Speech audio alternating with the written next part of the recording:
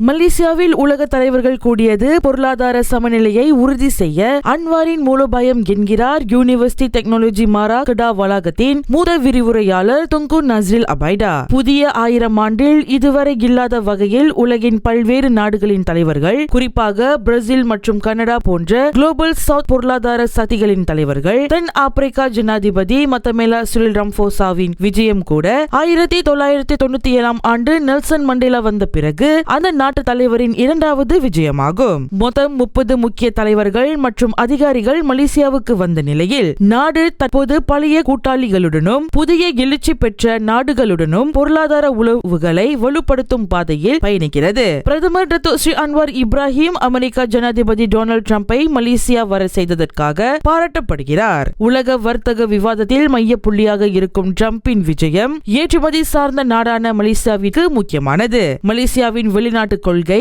சமநிலை மற்றும் நடைமுறையின் அடையாளம், மலேசியா அனைத்து முக்கிய பொருளாதார சக்திகளுடனும் தொடர்பு வைத்திருக்கும் கொள்கை, அதன் முற்போக்கான மற்றும் சார்பில்லாத வெளிநாட்டு கொள்கையின் அடையாளம். இதுவே அதன் பொருளாதார தாங்குத்தன்மையை உருவாக்கியுள்ளது என்று கூறினார். அமெரிக்கா விதித்துள்ள லிபரேஷன் டே சுங்க கட்டணங்கள் காரணமாக ஏற்றுமதி செலவுகள் அதிகரித்துள்ள சூழலில் அன்வார் பலமுறை வலியுறுத்திய தீர்வாக விநியோக சங்கிலிகளை மறு வழிமுறைப்படுத்துதல், தெற்கு கூட்டுறவை வழிபடுத்துதல், மேலும் எதிரிகளுடனும் நண்பர்களுடனும் உரையாடலை தொடருதல் ஆகியவற்றை குறிப்பிட்டார். ஆசியான் உச்சநிலை மாநாடு மலேசியாவின் உலகளாவிய விரிவாக்கம். கூட்டங்கள் நடந்த KLCCயில் அனைவரின் கவனம் அமெரிக்கா மற்றும் சீனாவை நோக்கி இருந்த போதும் புத்ராஜயா புதிய எழுச்சி அடைந்த நாடுகளுடன் கூட்டணி அமைத்து தெற்கு வர்த்தக மற்றும் முதலீட்டு வாய்ப்புகளை விரிவுபடுத்தும் முயற்சியில் ஈடுபட்டது.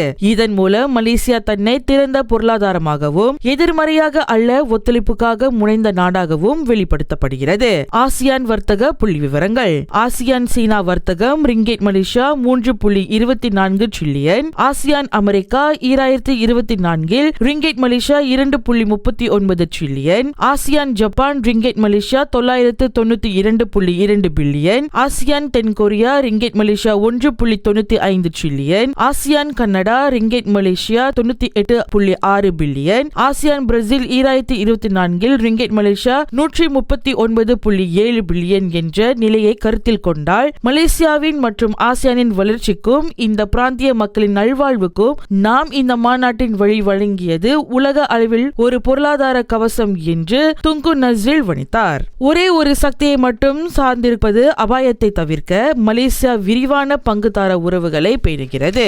இதுவே அதன் பொருளாதார தாங்குத்தன்மைக்கு அடித்தளமாக உள்ளது. சீனா, அமெரிக்கா, ஜப்பான், தென்கொரியா, ஐரோப்பிய ஒன்றியம், இந்தியா, வளைகுடா நாடுகள் ஆகியவற்றுடனான பன்முக உறவுகள் மலேசியாவை உலக அதிர்ச்சியிலிருந்து பாதுகாக்கின்றன. ஒரு சந்தை மந்தமாக இருந்தால் மற்றவை அதை சமப்படுத்தும். இதுவே அமெரிக்கா சீனா வர்த்தக போர் அல்லது நாணய மாற்றங்கள் நேரத்தில் மலேசியாவின் நிலைத்தன்மைக்கு முக்கிய காரணம் என்று அவர் விளக்கினார்.